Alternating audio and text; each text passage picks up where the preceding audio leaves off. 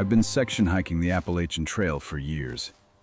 Last summer, I decided to tackle a 50-mile stretch through the Smoky Mountains. It was late August, so the trail was relatively busy, which usually makes me feel safer. On my first day, I stopped for lunch at a shelter near Clingman's Dome. There were a few other hikers eating, drying out their socks. Then, a man walked into the clearing. He stood out immediately because he looked wrong. He was wearing heavy denim jeans and a flannel shirt buttoned all the way up, despite the humid 80-degree heat. But the weirdest part was that he didn't have a backpack, no water bottle, no sleeping bag, nothing. Just his hands in his pockets. He didn't nod or say hello, which is standard trail etiquette. He just sat on a log at the edge of the clearing and stared at me. Not at the group, at me. I packed up quickly and left. I hiked hard for 4 hours, trying to put distance between us. By the time I set up camp, I was exhausted. I was miles away from where I saw him. I pitched my tent off-trail in a stealth spot, hidden by rhododendrons, just to be safe. Around 2 a.m., I woke up. The woods were dead silent. No crickets, no wind. Then I heard it. The snap of a twig. Snap. It was close, maybe 10 feet away. I lay frozen in my sleeping bag, clutching my knife. Then, the sound of heavy fabric rubbing against brush. A shadow fell over my tent. The moon was bright enough to cast a silhouette against the thin nylon wall. It was a man. He wasn't wearing a backpack. He stood there for what felt like an eternity. He didn't try to open the tent. He just leaned forward, pressing his face against the fabric, right where my head was.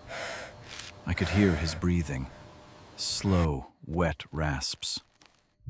"I know you're awake," he whispered. I didn't breathe. I didn't move. After 10 minutes, he slowly backed away. I heard his footsteps fade into the darkness. I didn't sleep the rest of the night. At first light, I packed up in record time and practically ran back to the nearest trailhead. When I got to the parking lot, I saw a park ranger. I told him about the man. The ranger's face went pale. "Jeans and flannel?" he asked. "Yes.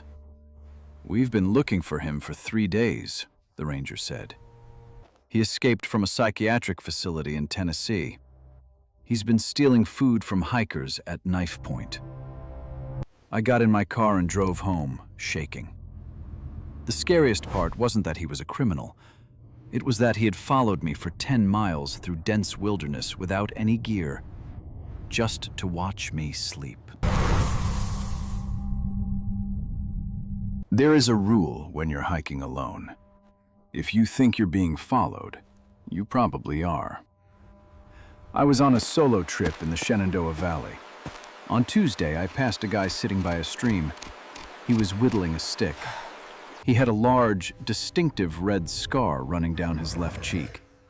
I nodded, he grunted, and I kept walking. That night, I camped at a designated site. When I was brushing my teeth, I saw a campfire flicker to life about 200 yards away through the trees. I didn't think much of it. The next day, Wednesday, I hiked 18 miles. It was a brutal day of elevation gain. I didn't see a single soul on the trail all day. I set up camp near a ridgeline. As I was boiling water for dinner, a hiker walked past on the trail. He turned his head and looked at me. It was the same guy. Red scar, same clothes. He didn't stop. He just kept walking into the dusk. I felt a knot in my stomach. To keep up with me, he would have had to hike at an Olympic pace, or he knew a shortcut I didn't. Thursday. I decided to cut my trip short. The vibe was off. I skipped my planned lunch break and power walked toward the highway crossing, which was still 12 miles away. Around 4 p.m., a thunderstorm rolled in. The sky turned black, and rain hammered the canopy. Visibility dropped to 0. I took shelter under a rock overhang to put on my poncho. As I was fumbling with the snaps, a hand grabbed my shoulder. I screamed and spun around. It was him, the scar-faced man. He was soaking wet, standing right behind me under the overhang. I hadn't heard him approach over the rain. "You dropped this," he said, holding out his hand. In his palm was my compass.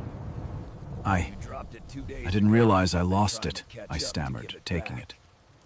"You dropped it 2 days ago," he smiled. His teeth were yellow and jagged.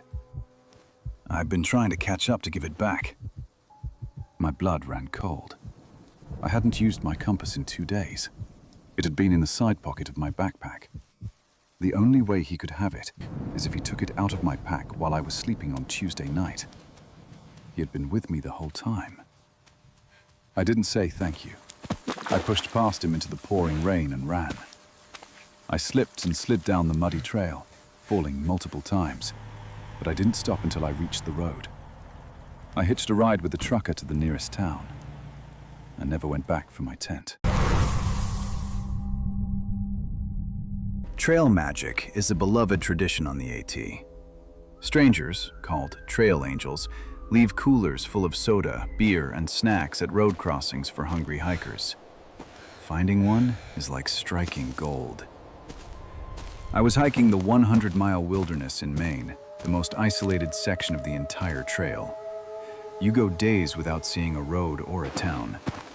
On my 4th day, I came across a cooler sitting in the middle of the trail.